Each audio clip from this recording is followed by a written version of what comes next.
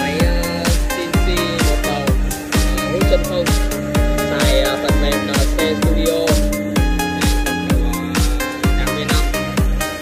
Đây là lắp tại Hóc Môn. Đây là đang quay nền của khách. Hỗ trợ 3 kg này, hút chân không 7 kg này, tủ điện này. Xài phần mềm C Studio này.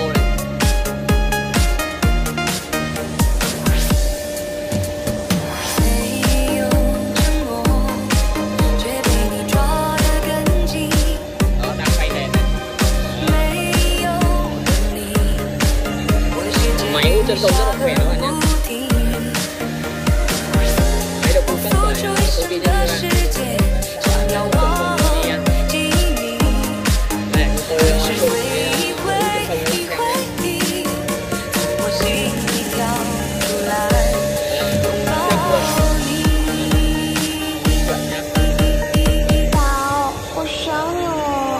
rất là cẩn thận.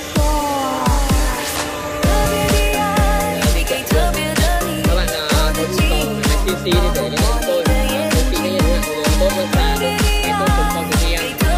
Bên tôi cung cấp đầy đủ máy cưa bàn trượt CNC đồng đầu, bốn dầu, V5 và 65 đầy đủ. Quay nền này, quay nền cho khách.